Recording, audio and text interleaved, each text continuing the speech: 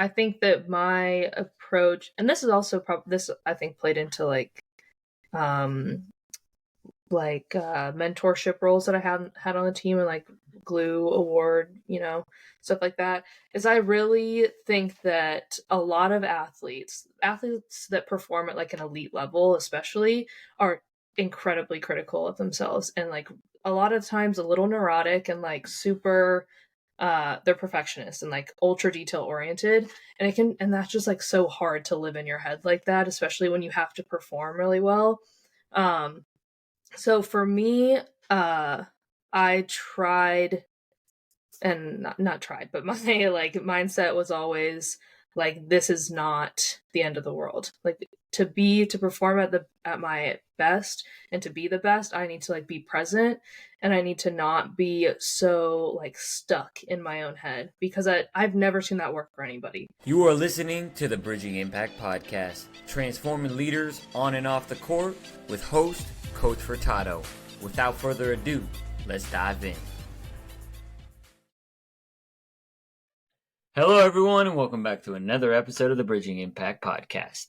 And in today's episode, I have not one, but two guests here. Guest number one, Cooper Pup, the most important one. And number two, my beautiful girlfriend, Addie Lacewell, former Division I athlete, All-American in Acro and Tumbling, and multiple-time Glue Award winner. We'll dive into that a little bit more. And this is going to be a little bit of a different episode. Obviously, with our dynamic, we're a little bit closer than my typical podcast guest. And we'll also kind of dive in a little bit more on the athlete experience side of thing and how sports really help develop her in her process of becoming a young adult. So welcome to the show, Addie. Thanks for having me. All right, so we're going to start with the same question that I start with everyone. How did sports have an impact on your life? Yeah. Well, I mean, my parents put me in sports as soon as I could walk, basically. I had a lot of energy. I was kind of a menace, so they needed to blow off some steam. They needed me to blow off some steam. So I've been in a sport since the time I was like 3 or 4, and I don't think I had a break from sports until after I graduated from college. So all of my major like life memories and accomplishments are tied to sports. I think now, like in the workforce and with other people, like the main strengths that I have come from being an athlete, come from working with a lot of different personalities and with a lot of different coaches. So like I attribute most of my strengths and most of my qualities that people tend to highlight to sports and like my time in sports. Yeah. That makes a lot of sense. And before we talk about your collegiate journey, most athletes or most people don't play collegiate sports. So talking about the kind of the lessons, or I guess the experience that you had specifically as a Jessie White tumbler, can you talk about how that really helped shape you and your ability to connect with people with different backgrounds and in different life experiences than your own? Yeah. So I guess should I do a little background on what that is? Yeah. What is that? So Jessie White Tumbling Team is a program out of Chicago. Jessie White's like the longest serving state senator. And he is from south side of Chicago, and he started a tumbling team for inner city kids, where all these kids would come and like we would perform at like Bulls halftime shows, like cookouts, barbecues, parades. But yeah, it was just supposed to be like an outlet for kids that lived in the inner city to like have an escape, a safe place to go, get paid, and perform. So yeah, I heard of Jessie White, or how I got involved is I had a teammate when I was a competitive cheerleader who did it, and she was like, you should just try out, like give it a shot. I showed up, and I was definitely out of my element. I'm not from the South Side. I'm from the suburbs of Chicago. But I tried out when I was like 12 or 13, maybe. I was one of the youngest kids there, made the team, and I was also the only white kid there. They had a couple of nicknames for me: Snowflake, Light Bright. But I very quickly had to, like, first of all, I was 12. second of all, I was one of the probably in any given group, like 2 or 3 girls were like a part of the team. So it was like, 20 dudes, a lot of which were like 20, 30 years old, and me. So really quickly, I had to realize that I was hanging out with people and working with people that are not the same people that are at my competitive cheerleading gym back in like Naperville. Um, and that people, they were going to be tougher on me. They were going to be um, tougher kids in general. And I had to like really adapt quickly and like figure out like get in where you fit in sort of thing. Um, and yeah, so I just had to learn how to be resilient and like not take shit from people, but also they didn't trust me coming in because like why would you? So yeah, it was like a really quick and good exercise in learning how to make friends that are different from you and like build community and build trust quickly. Yeah, it was a great experience. I think one of the things that I hear in there is like almost a trial by fire, right? You're kind of just thrown in the deep end, so to speak. And I think a lot of times what I see as someone that works a lot with youth basketball, from third grade on up to high school is a lot of times I see one of the challenges that I see parents and even potentially coaches trying to kind of shelter their athletes from failure and discomfort when, obviously brought you out of your comfort zone is a lot different than your competitive cheerleading in Naperville, right? Yeah. And you got to interact and connect with different people and have the opportunity to really develop, that skill set to be able to connect with so many different people. So can you talk about how that ability to connect with different walks of life, right, have really helped you be a 2-time Glue Award winner? Yeah. Yeah, I think that that's right. Like, definitely trial by fire. What I learned about trial by fire, though, and like you can attest to this too about my personality, is I tend to be um, pretty tough and tough on people sometimes, and definitely like I'm not a bootstrapper when it comes to politics, stuff like that. But when it comes to like athletics and stuff, I definitely have like a tendency to be like, we got to buck up, like you have to do this. However, like that like mindset shifted in sports for me, like after high school. I'd say like I hate when people feel uncomfortable in a situation. Like I hate when people feel left out. That's something that like really yeah, that always has bothered me. So when I got to Oregon, I when you're a Division 1 athlete, like, and you come in as the new girls, and my class was really big when we came in. We started with 20 freshmen, 20 incoming freshmen at University of Oregon, and by the end of the year, we were down to 7 freshmen. So like a lot of folks quit, and like when you're one of 20 new girls on a team of like, and there were probably 30 girls, 25 girls we got when we got there, sophomores to seniors, and girls are also competitive and like can be a little catty, so you have to prove yourself, and girls aren't going to give you it's not going to be easy to prove yourself, so I saw it as an opportunity to be like, okay, I'm going to take shit from some of these girls, and then once they feel like I've earned my spot, then that's my opportunity to like make sure that doesn't happen to other people that come into the program, so I think like the Glue Award came from, I felt like it was really important to make everybody feel like welcome and like they played a role in the team's success, even if that meant that they weren't on the mat or like competing with us. Like some of the most important like athletes and teammates I had were not the best, like the quote unquote best athletes on the team. They were like the people that would check in on you when they could sense something was going on, or like the people that would invite you over, the girls that would come to you at practice and be like, what's up? Like, what's going on? Make you feel like you weren't an outsider. So I really like adopted that mindset when I came into the University of Oregon. And yeah, I think that the Glue Award had nothing to do really with like my skill level and like awards, technical awards and stuff like that I would win for UO. It was definitely like I really made an effort to make people feel like comfortable and like that they mattered in the sport. I think that's a great point for those that are listening, and it's a lot of coaches that listen to this podcast, and of course parents. And we talked about the importance of going through challenging circumstances and facing adversity, right, or being the person that doesn't feel like they belong. And I feel like it's also very important for coaches, especially, to build a culture and an environment where people feel like they are accepted and they feel like they belong. So when you talk about that and the kind of the shift between when you came in as a freshman to where you left as a senior, how do you think that environment shifted? Like what specific stories or not necessarily activities, but parts of the culture do you feel like really shifted? Yeah, that's a good question. Well, when I came into the program, there was a big immediate culture shift because my class had been recruited by one coach, and then she left the program before we got there. So we came in with a coach we weren't recruited with. So yeah, I think the culture was just a little shaky. I think that by the time we left, and I love, as you know, most of my best friends are the girls that were in my class at University of Oregon on the acro team.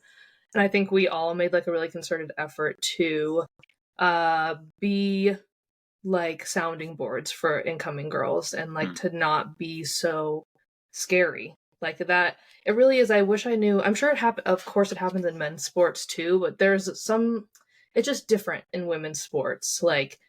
Earning your place and earning respect from women by other women is it's just really difficult. I don't know how exactly to explain it. So I think by the time that we were seniors, the culture had shifted where it wasn't freshmen shut up and just take it. And we're not gonna come after girls at practice. And that's not to say that that was what was happening necessarily when I was a freshman by upperclassmen, but there's a hierarchy, in sports, and especially when you come into a team that big. So yeah, by the time we left, I think there was definitely freshmen felt, at least I hope so. I mean, they can let me know if not, but I think they felt more confident and more welcome and more at ease with the upperclassmen than we did when we came in as freshmen. That makes a lot of sense, and it's good to see the culture shifting. And first off, I would like you to number one, explain what acro and tumbling is for those that are listening, and at the same time, right, it's such a big team, right? It's almost y'all are almost as big as a football team, and there are a lot of different events, right, that I'll let you kind of explain a little bit more. However, it seems like cohesiveness is incredibly important for a lot of what you are doing, which makes team camaraderie all the more important.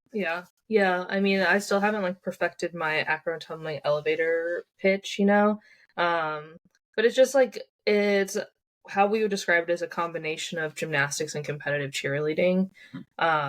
So think tumbling like gymnasts do on the floor exercise, that kind of tumbling with stunts like you would see in competitive cheerleading, but none of the rah, none of the cheering for other teams. We have an audience. We don't go and perform for other people. It's a Division I NCAA emerging sport, so it's legit, is what I'm trying to say. Not that anything else isn't legit, but a lot of people sometimes think that it's it was a club that I participated in. It was not a club. And yeah, so there are a lot of moving parts. There's tumbling event, acro event, and within those two events, there are subcategories. So you have things like 5-element acro, 5-element tumbling. That means just 5 skills within an acro event. So yeah, there were girls on the team that were just there for acro. I was one of them. I came in injured. I couldn't tumble like I used to. I was initially recruited to be a tumbler. But yeah, so I switched to just competing in acro events, and then there are girls that are just tumblers, really. And then there are the select few that can do both really well. So yeah, trust and team building are paramount in making sure that everything runs smoothly. So can you break down what give us an example of a certain acro and the amount of cohesion that is needed to kind of break to make sure it's successful, because if not, you can get really hurt. Right. So I was fortunate enough that I had the same acro partner for three out of my 4 years. Kayleen's listening, shout out. So Kayleen was my top. I was the person throwing her and performing the acros, and she was my little tiny person that I got to throw around. So I mean, me and Kayleen have to be like completely in sync. And then at any given time, I typically I think had just one other like accessory person there that would do maybe like one of the elements of the acro with me. But I mean, if anything's off, we have to like trust each other, not only with counts, but like with feeling. If she does something differently than I would expect in practice, like I have to adapt to that quickly and vice versa. And like when you compete sometimes, like the adrenaline gets the best of you. You can overthrow somebody. You can, you do things sometimes differently than you would in a practice. So, I mean, it required a lot of timing with one another, a lot of trust. And yeah, I mean, if things go wrong, if somebody's really off, like you could break a neck, you could definitely break bones. I've seen a lot of accidents happen at practice. Yeah. Yeah, to me, it's such a precise sport. And I think one of the things for all athletes is, right, we want to perform at our best. And with a sport where you are judged for every single micro movement, you have to always perform your best. I think one of the things that you do particularly well is you prepare for games in ways that helps you, or prepare for meets and in ways that help you personally be successful, which then helps the team be successful. Can you talk about your kind of like mental approach to performance? Like me specifically? You specifically. Yeah, I mean, I think that my approach, and this is also this I think played into like mentorship roles that I had on the team, and like glue award, stuff like that, is I really think that a lot of athletes that perform at like an elite level especially are incredibly critical of themselves, and like a lot of times a little neurotic, and like super they're perfectionists and like ultra detail oriented, and that's just like so hard to live in your head like that, especially when you have to perform really well.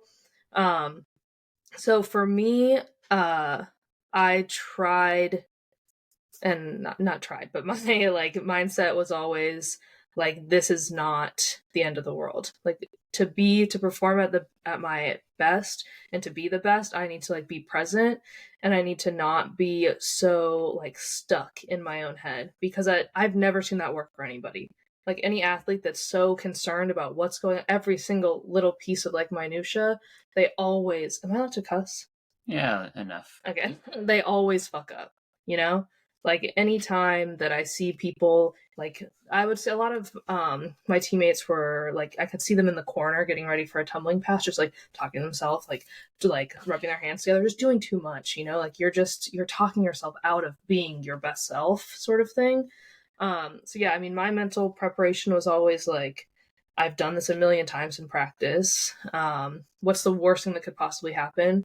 We drop an acro, somebody falls on a tumbling pass, which inevitably will happen at least once in a meet, what's going to happen? Like the world isn't going to end. And I know it sounds so simple, like it's so easy to be like, just don't be nervous. And you can attest to, I'm a very anxious person in real life, like very anxious. But when it came to sports, like it just doesn't help you, doesn't serve you at all. Not that it serves you in real life either, but especially when the stakes are so low at the end of the day. Like we're not out here, we're not doctors and lawyers, we're just athletes.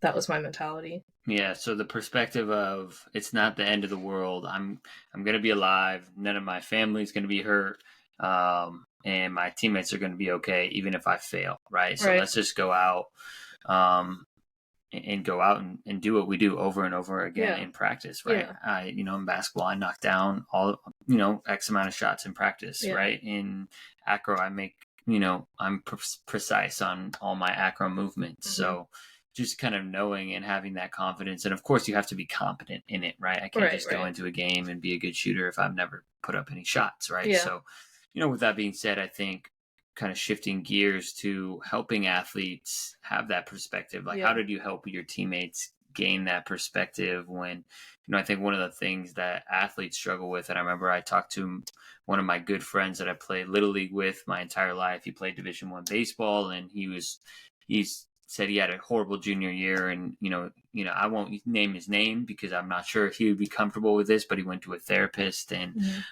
just really learned that baseball is, he wrapped up his entire identity in it. Yeah. And he talked to me about how, when he was pretty much like you, he was just like, fuck it, I'm just gonna go out and pitch. He ended up, he went to UC Davis, and so it's not the biggest school, and then shoved against University of Utah, which is not a mid-major, it's a high major Division I baseball, just because he's just like got out of his own way. So can you talk about how you helped other people, or strive to help other people gain that same perspective that being an athlete, whatever sport you are, is not the end of the world? Yeah, I mean, it's really tough. Like, I think for me, like, I was so concerned about that being my only identity that I worked really hard to not just be an athlete, to do other stuff. And now, like, as I'm in the real world, I'm like, I kind of want to go back to being an athlete, and like, so it just, I don't know, it's like a cycle that you can't really get out of. But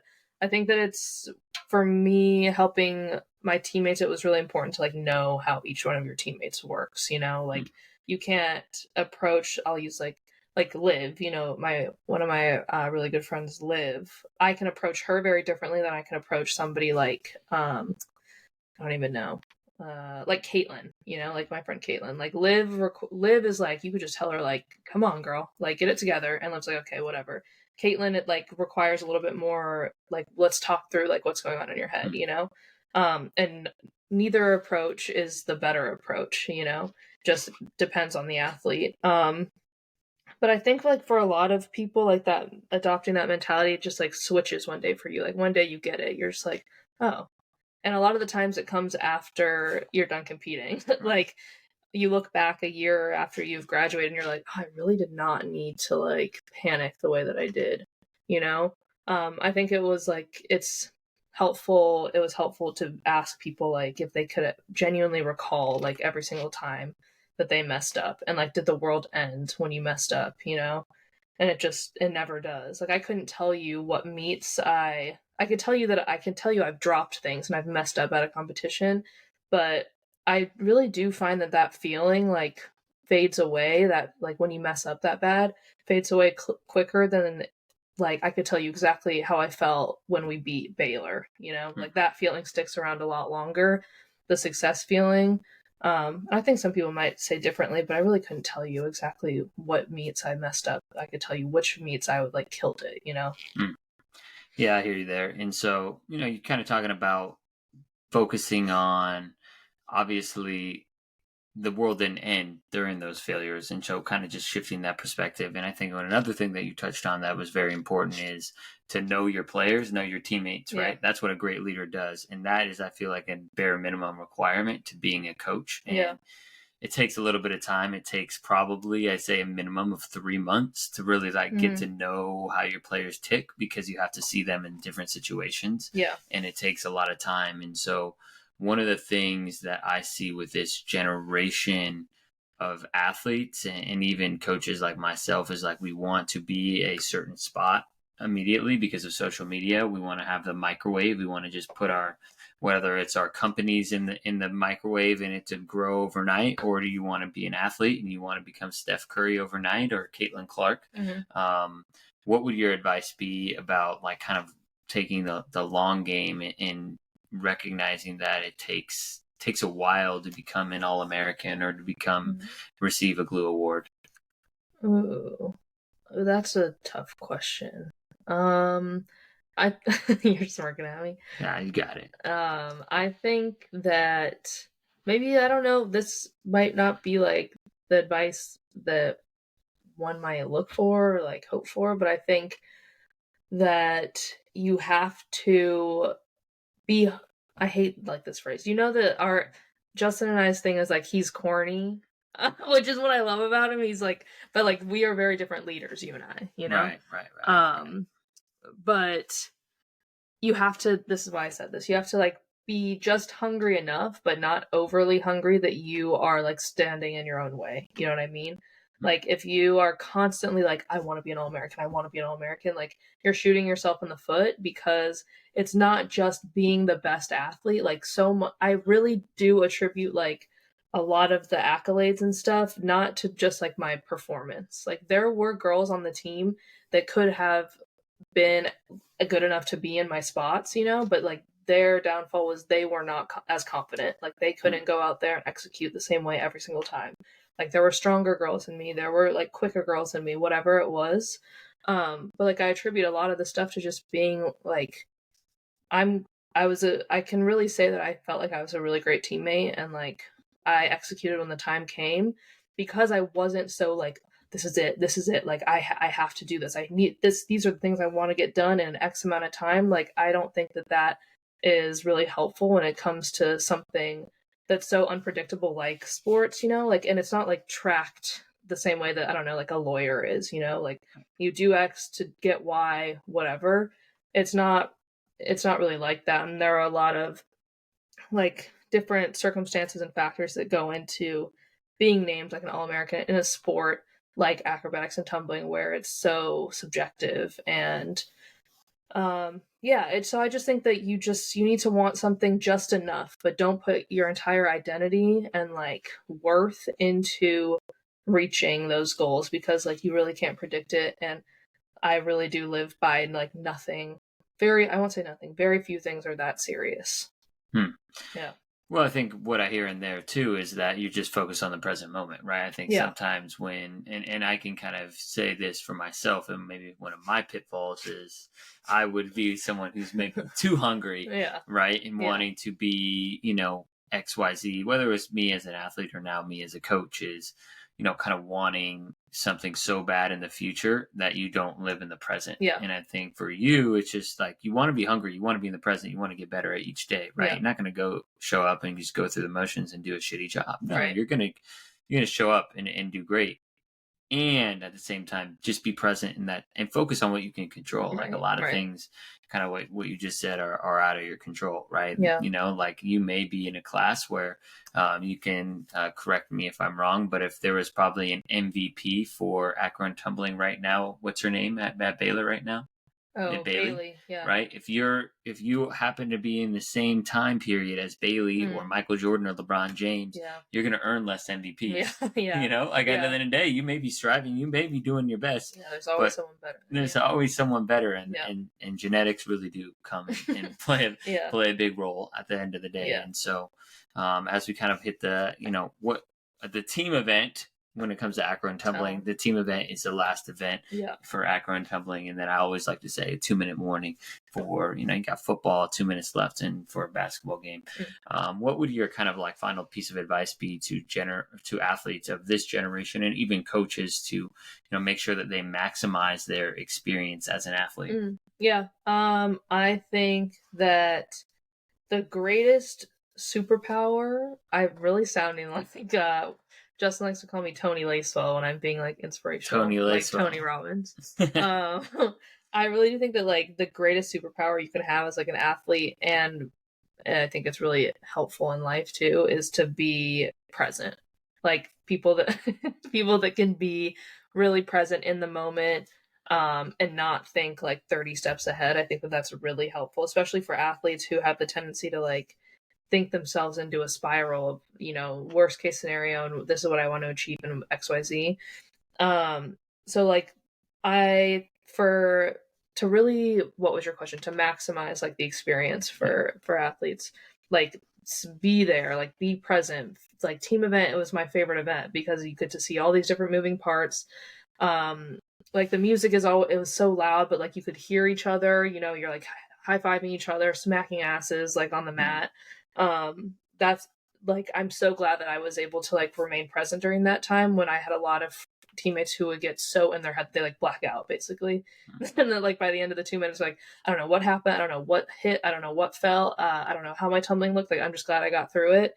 And some people like need to do that, like I get that too, but I just think stay present, and remember like why you're there. It's not just to like win something, like if you love your teammates. For me, it was never like really about winning. And I told you that. Like, I loved those girls, and I do love those girls so much, and it was so much fun. And like, I loved practice just as much as I love competing.